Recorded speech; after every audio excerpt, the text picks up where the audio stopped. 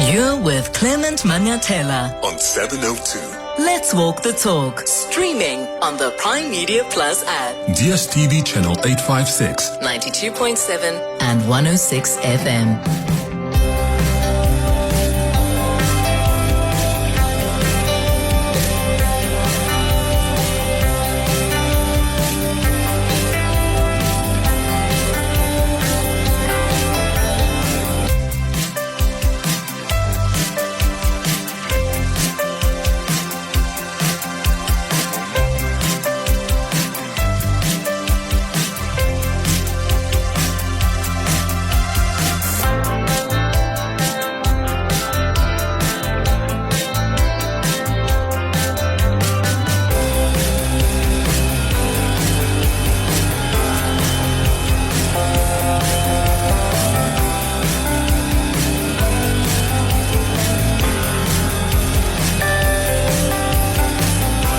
Minutes after 9 o'clock. Dumelang. Happy Friday. Welcome to the Clement Manyathela Show on this 12th day of December.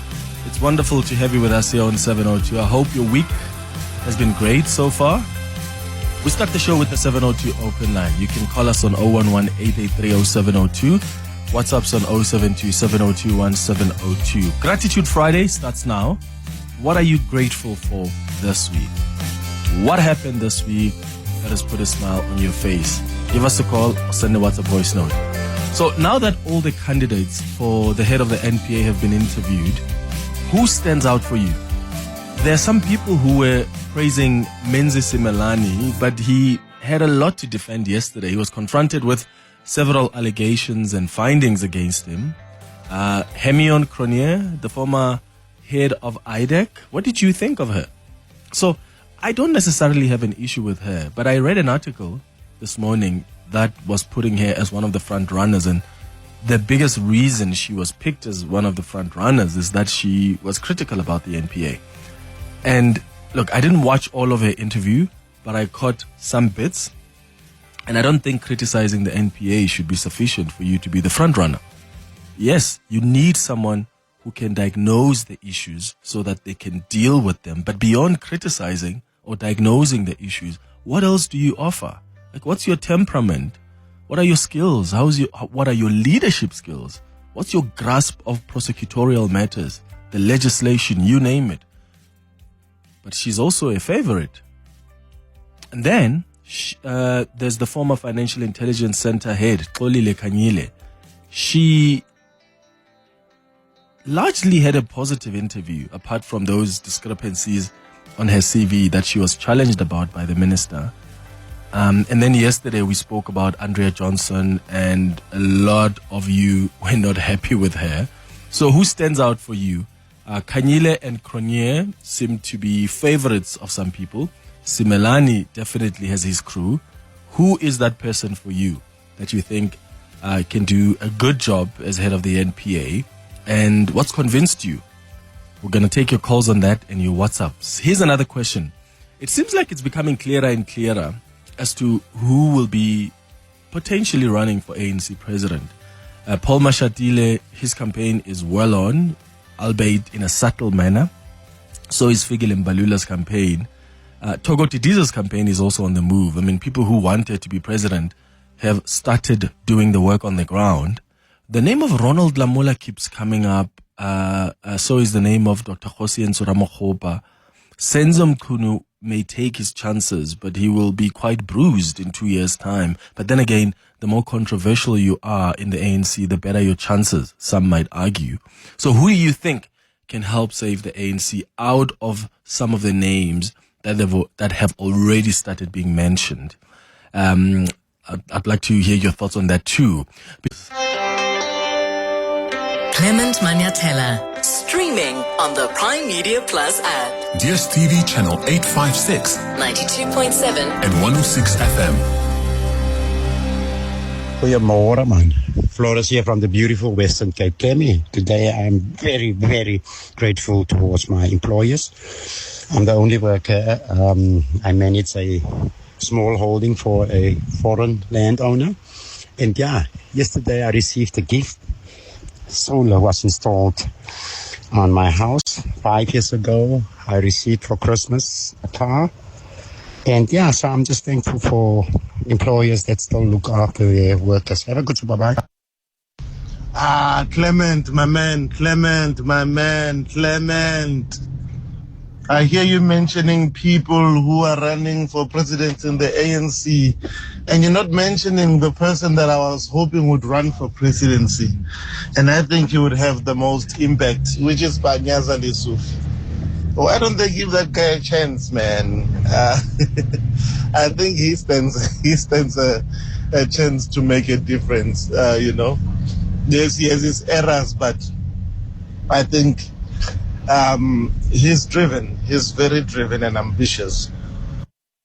Yeah, look, I'm not mentioning people running. I'm mentioning names that are already out there, that are being mentioned, and people who have got people on the ground doing campaigning for them in a subtle manner. Because, of course, nobody's going to tell you in the ANC now that I'm running for office.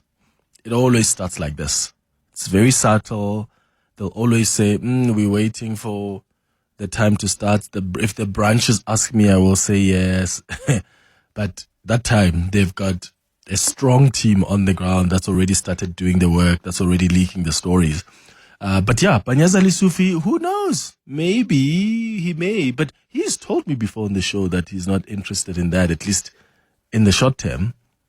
I think that's what he's indicated before. So I wonder if maybe that is something that we could see. Let's see. Hi, morning, Clement and team.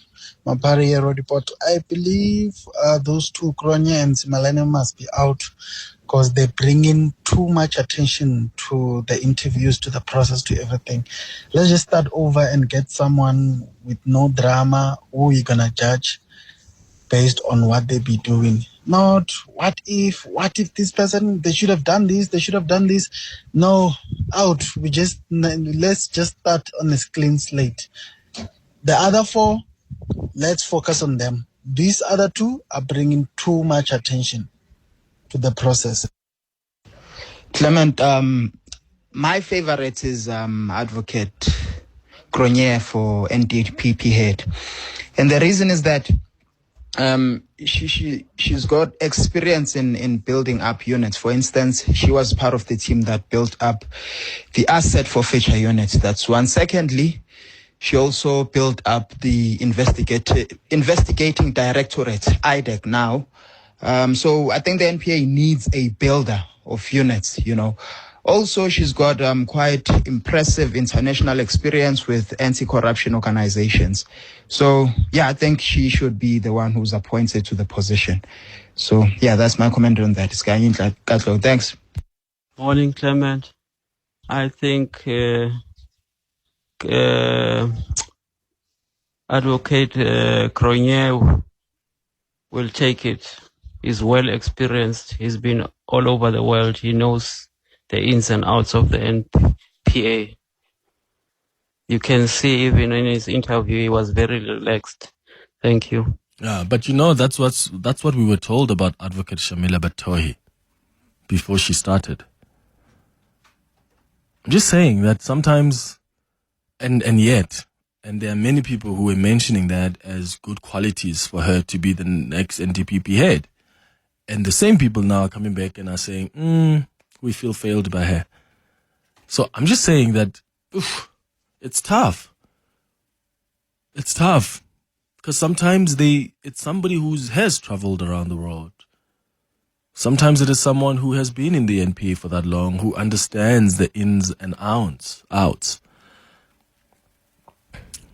But is that person going to be the one that is that is the capacity to lead a complex institution like the NPA? And is it really a poison chalice? Because at the end of the day, for as long as you're not dealing with systematic issues, then nobody's ever going to be able to be successful in that job.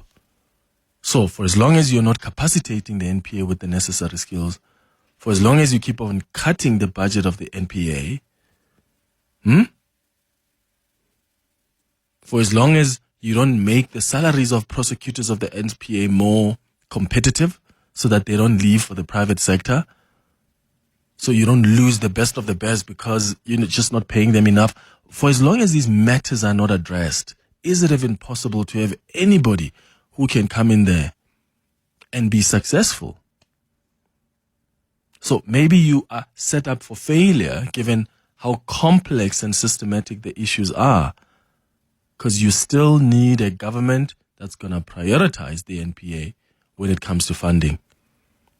You need a government that's going to realize how important it is to change legislation if you need to. I mean, even the job of the head of the NPA, the salary is not that attractive. There are people that have been in private practice who would be great, possibly at heading the NPA, but they're not going to come for that salary. So that makes things even more trickier, I guess. Morning, Clement and the team. I am for my Gratitude Friday. I am grateful that I've reached this far in the year with all the bad and the good of the year that had to offer for me. I'm grateful for Pierre, and I'm also grateful that I'm going to see my family for the holidays. So it's my last week of working today. And I'm wishing everyone happy holidays. And you too and the team, thank you for keeping us company for the whole year. And when we work, we always work with you guys in our ears.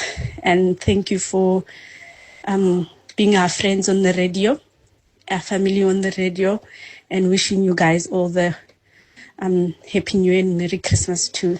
Hope we see each other again next year to discuss our messy country in all its good and glories. Okay, bye. Hi, Clement. This is Sedula Tutsumane.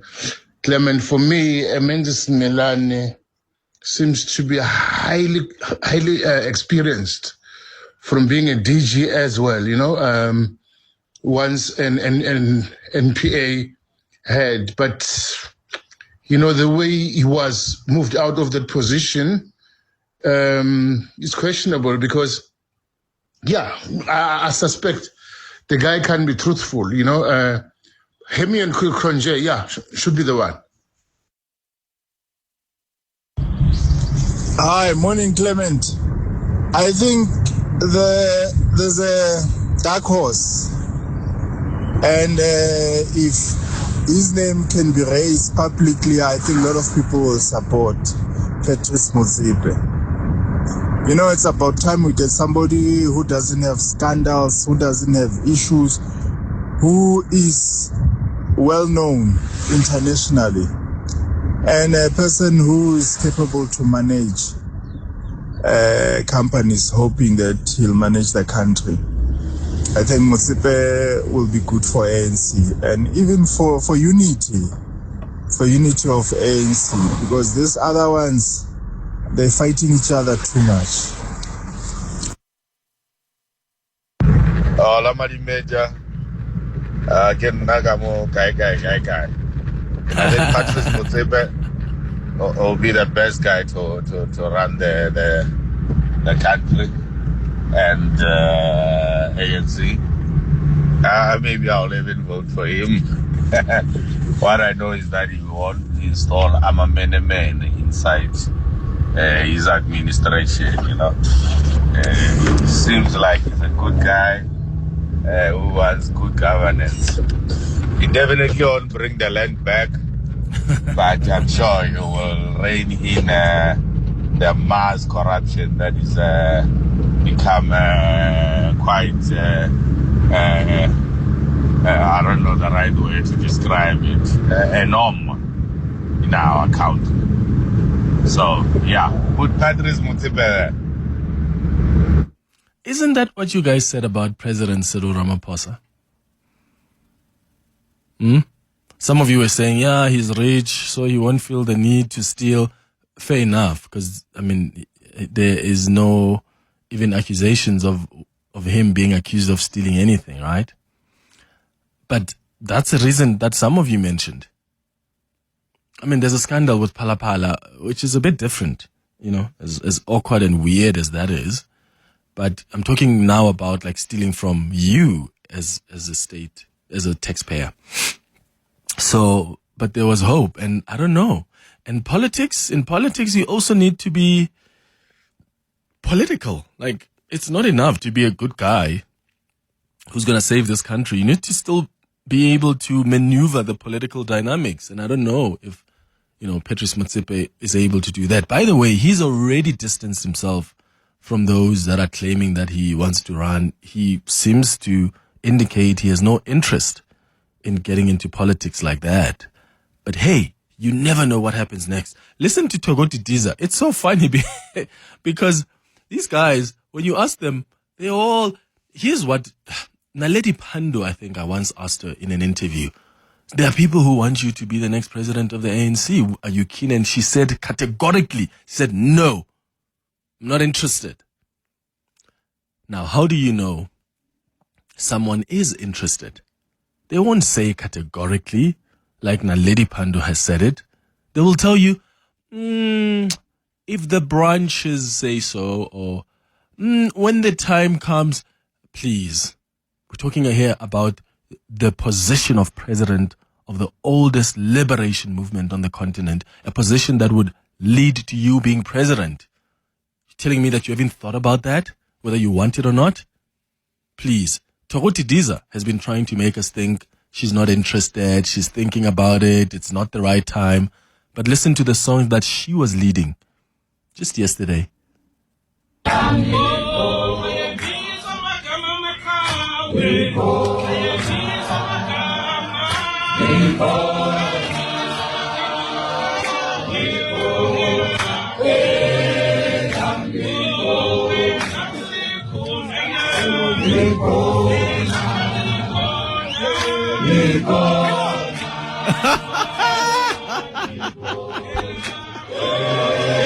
Okay, let me translate the song for you, some of you that may not understand isiZulu. The song says, names are being called. Ayabizwa amagama. Elam likhona, meaning my name is there in the names being called. My name is there in the names being called. And then it says, amagama, amakawe. What is kawe in English? Amakawe is it women? Is it kawe? Amakawe, is it women? No, it's not women. Because then they mention amakawe there. But do you see what I'm talking about? Someone says, that's what I'm saying, the campaigns are they're family. Oh, and you should see the people that are singing along there. Abo Mondli Kungubele. There's the former minister. Who is this former minister whose wife was arrested for drug possession or something related to that? I'm forgetting this former minister of state security. Stele, something Stele. He's here also singing along. Bomondli Kungubele is singing along. You can tell who supports Togo Didiza. And for Togo Didiza to hold that mic and lead a song like that, after her name has been in the papers over the last couple of days with suspicions and politicians are so interesting. Hi, morning, Clement. I think there's a dark horse, and if his name can be raised publicly, I think a lot of people will support Patrice Motsepe. It's about time we get somebody who doesn't have scandals, who doesn't have issues, who is well known internationally, and a person who is capable to manage companies, hoping that he'll manage the country. I think Motsepe will be good for ANC and even for unity of ANC, because these other ones, they're fighting each other too much. Good morning, Clem. Titi from the north. I guess for presidency, Hosi Enso Ramokgopa. Great show always. Thank you. Hosi Enso Ramokgopa. Okay. I wonder though if he's got a strong constituency within the ANC, because that's how it works, right? Money and the support on the ground. But in the ANC, as long as you've got money, you can get as many votes as you want. In fact, the Veterans League made proposals at this past NGC that we need to find ways to deal with the issue of vote buying, because that is really how you win in the ANC. It's really sad. So who knows? Who knows who's going to emerge as a strong contender? But you can tell. I mean, there was a time when songs were being sung. Who were they singing about? I think they may have been singing about Figile. Balula, were they? The Secretary General of the ANC. And then Gwede Mantashe was trying to tell the delegates, just calm down. Shh. Settle down. And they were not listening. They continued to sing for a couple of more minutes. So yeah, campaigns are firmly on, my friends. In the new year, you're probably going to see it clearer and clearer. I mean, Umam Togo is already singing about Ayabiza Makwama Elamli Kona. It's 9:30. Your voice. Your station. Your open line. Walk the talk with Clement Manyathela. On 702. 9:33. This is the 702 open line. Let's continue with your calls on 011-883-0702.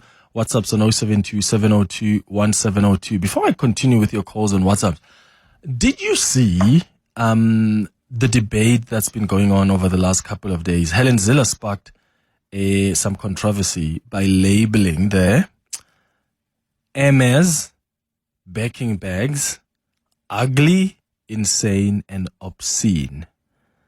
And I hope I'm pronouncing Hermes backing correct, because initially I thought, is it Hermes? Is it Hermes? But I'm told it's Hermes. Now, what Helen said happened after a video of, remember that video that was doing the rounds? You may have seen it on social media, of the former Ekurhuleni city manager, Dr. Imogen Mashazi, showcasing the luxury bag, in fact, the clothes that she was wearing. So in that video, Mashazi lists the luxury items she has on, including this Hermes bag. In fact, for some of you that may have missed it, take a listen. She was attending an event and someone pulled up a video and started taking a video of her explaining what she's wearing. Listen. Hello. My name is Imogen. Nice to meet you, Imogen. My name is Manya. I'm French Moroccan and I live in Dubai. Nice to meet you. So tell me, you look elegant. What are you wearing? I'll start with my earrings. My earrings are from Bulgaria. Nice. And the necklace as well is from Bulgaria. And the bracelet is a Bulgari, same set. And then the watch is 80, 2025. That's good. Eyes. And my dress is Dolce & Gabbana. My handbag is Katie Crop, orange. And my shoes, obviously, is Hermes. That's nice. So what are you wearing? So for me, I'm wearing a designer dress. So, okay, we don't care about the other lady. We don't know her. Do you hear that? So, a dress, is it Dolce & Gabbana or Dolce & Gabbana? That dress, in fact, the Sunday Times, I remember they had like an entire estimation of how much, what she mentioned costs. So the Dolce & Gabbana dress, is about 53,000 Rand, according to this timeline and estimations by the Sunday Times newspaper. And the necklace is Bulgari. That's about 840,000 Rand. The bracelet, Bulgari, 672,000 Rand. The watch, is about 1.2 million Rand. And then the bag is 680,000 Rand. The shoes are 14,000 Rand. That time, kitty sandals. It's all kadi 85 Rand. 14,000 Rand. In total, on her, according to this estimation, is 3.5 million Rand. So that's just the context I wanted to give you. Now, Helen Zille then was like, this is crazy. So then she questioned the display of such wealth in South Africa, where economic inequality is so stark. And she stated that nobody should flaunt luxury wealth like that, especially in a country like South Africa. And I'm wondering if are you someone who judges people who are fleshy with their possessions? Like, why do we shame people who choose to be fleshy? Like, there are people who genuinely just like Dolce and Gabbana. There are people who will get a Birkin bag. But I think as a society, and Helen's point is not in a country like South Africa. Maybe when you're in LA, when you're in London, you can live like that and wear expensive clothes, wear these bags that you can tell from the label they're so expensive, but not in South Africa. But we're not homogenous. We are different people, different classes in South Africa, like in many societies. So why do we want to subject even our own moral standards and expectations to other people? There are people who will want to wear Burberry from top to bottom. Whether you find that to be, tacky or uncouth or unclassy, fine. But to somebody else, for them, that may be, this is how I show up. So the question I'm asking is, why do we as a society often shame people? One, do you agree with Helen? That's the first question. That in a country like ours, with the highest levels of inequalities, with all the challenges we face, you cannot be flaunting luxury like that. But also, who says somebody's flaunting it just because they're wearing a Dolce and Gabbana or because they're wearing a bag or a watch that costs 1.2 million rand? So I want to know if you agree with Helen Zilla, but I'm also asking, like, are you someone who judges people who are fleshy with their possessions, and why? And it's not just about cars. Yeah. Some people will question the car you drive. Why would this person drive that car? At some point, we even judge people and say, yeah, but this person doesn't even have, a property that they own, and yet they're driving a Porsche. Where do you enter? It's not your money. What if someone appreciates a Porsche than actually spending money investing in property? Or someone chooses to live in a fleshy, fancy house, but they're going to go drive, what you would consider as a cheap car.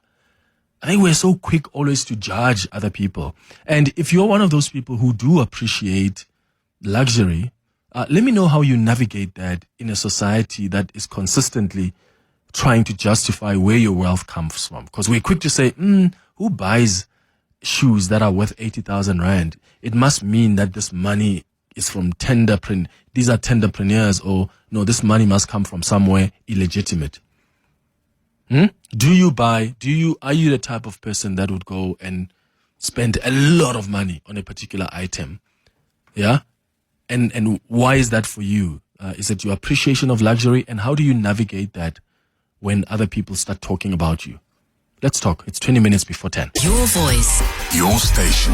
Your open line. Walk the talk with Clement Manyathela on 702. 18 before 10. Kenneth, you're in Kramerville. What are your thoughts? Good morning. Yeah, Clement and your listeners. So, sure. Ordinarily, I wouldn't judge anyone for flaunting their wealth and all of that, right? Mm-hmm. But again, if you look at people like Imogen Mshazi, I look at the lady and I don't think that she brings any substance anywhere.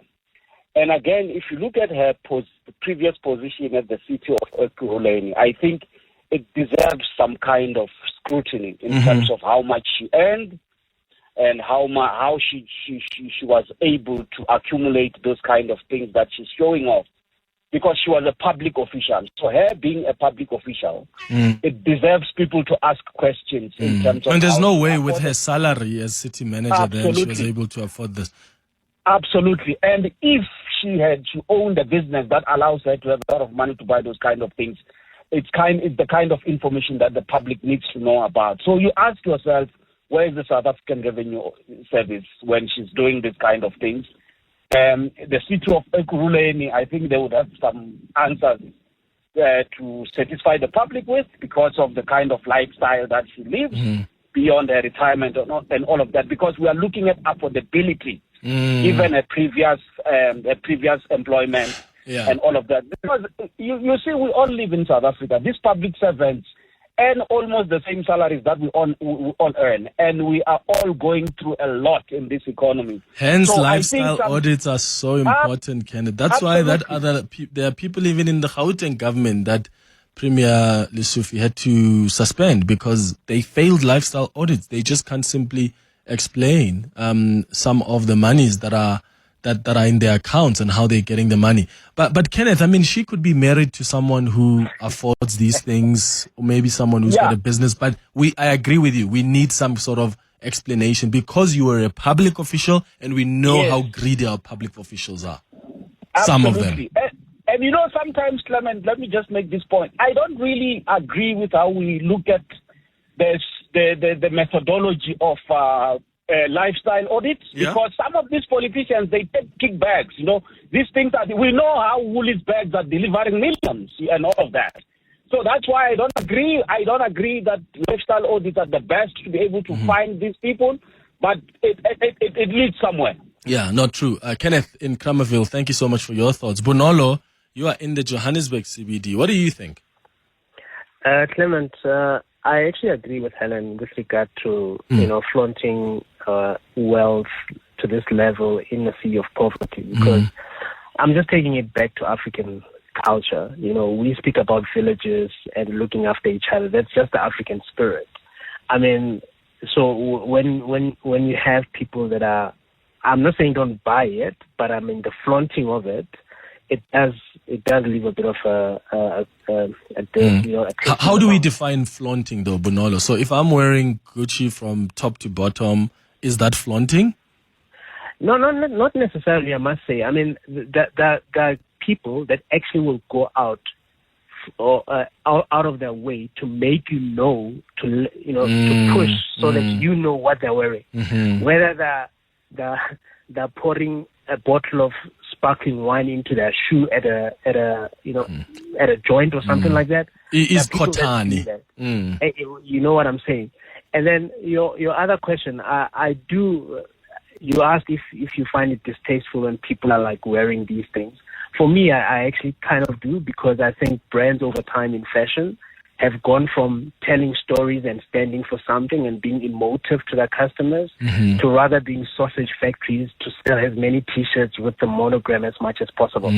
So I think there are a few brands in the fashion space that are left that are really staying true to their tradition and really crafting messages and stories so that when you look at it, you're like, oh my goodness, there's something in you that moves when you look at it. And the fact that they make some of their customers wait outside their stores in a queue as if they're entering a club is also another thing altogether. Well, unless you made an appointment, Bonolo, I guess, because you come and they come escort you in because they know you're going to spend about R500,000 or whatever the case is. Yeah, Bonolo, thank you so for your thoughts. Let's hear what the other listeners think. And look, I don't think even Bonolo says I don't have a problem with people who buy those things, but it's the flaunting that becomes an issue. But I think we do need to ask, why do we then judge other people who they can afford it? The fact that you and I maybe can't doesn't mean that people who can shouldn't be able to buy that. In fact, now you actually see a lot of quiet luxury where someone could be wearing, trousers or shoes that costs 80,000 Rand or 300,000 Rand, but you won't really know because the name of the brand is not plastered everywhere and bedazzled on every, side of the shoe. Quite luxury. But there are people who do want you to see that, look, I'm wearing this label. This is a Birkin bag. And I'm saying, let's be honest, there are some of you listening right now. That's what you like. And I'm saying, it's okay. I just want to hear, what is it about these expensive brands that tickles you, that really makes you go? Because I know for men, I'll speak for men, because I do have some friends who will wear an expensive watch because for them, that is a form of investment, for instance. Or they'll have a neck piece because it's a form of investment. But if you like that, is it the name? Is it the story behind the brand? What is it? No judgment. It's 11 minutes before 10. Your voice. Your station. Your open line. Walk the talk with Clement Manyathela on 702. 8 minutes before 10. Morning, Clement. It's fine for people to dress nicely and wear expensive clothing in their private capacity. However, people that represent the community of South Africa and are in the political environment, I think it's very sad, as we know how the inequality is in South Africa. And yeah, that's just smacks of not caring about the people. Clement, this is Tasha. I'm an Ekurhuleni resident. I don't care what she wears. My problem is with the fact that we recently were told that if we have an area outage on power, Ekurhuleni reserves the right to take up to 14 days to resolve the problem.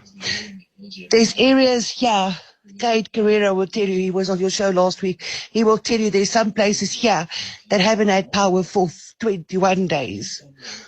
For our ex-city manager to walk around with a pair of Dolce & Gabbana and Bulgari this and Hermes that? Really? Shouldn't she rather be spending the money on keeping the taxpayers happy? Really? Clement, hope you're well with the listeners. Myself, I do agree with Helen and I do disagree with her. If someone can afford any label and be comfortable without going into any pressure and they feel they love it, life is too short, let them enjoy it. But one thing that I don't appreciate is you enjoy it, you flaunt around and do all sorts of things. And one day you come and tell me that, can you borrow so much money, want to do that? That's when it kicks in. That's when it will kick in for me to charge. Thank you. Hi, Clement. It's Mike here from Ivory Park. For me, it's not a problem as long as the money is not ill-gotten. So you can wear whatever you want, you can live where you want, you can drive whatever car you want. So for me, it's not a problem. But when the problem starts when the money was acquired through corruption or thefts, yeah, that's the problem for me. Thanks, Clement. Tulani, you calling us from Centurion. Good morning. Hey, morning, Clem. I was also going to make a similar comment. I don't have a problem with her wearing all of those expensive clothes if she can afford them, and if she flaunts them, all good and well for her. My problem is I do not think any person on a salary can afford those things. I just don't think so. I could be proven wrong, but I simply do not think anybody can afford to wear over 3 million rands worth of items at any given go on a salary of whatever nature. So to that extent, I think it is probably maybe, it should be considered to investigate this whole thing. The other thing that I wanted to comment on, Clem, very, very quickly, I am very concerned about the panel that was interviewing this NPA, or rather the prosecution board yesterday. I do not think you could put together a panel to interview people that are going to be, or for a position that is so crucial in this country, and you do not put anyone in the panel with even the tiniest of expertise in law or in anything similar. I think it's a bit of a problem for me. And the kind of questions that were asked there, for me, I just don't think they were worthy of the position that is being considered in those interviews. Thank you very much. Well, what would have made experts, though, Tulani? Because there are some advocates there. I mentioned one yesterday. So are you saying that these are people that are not sufficiently experienced?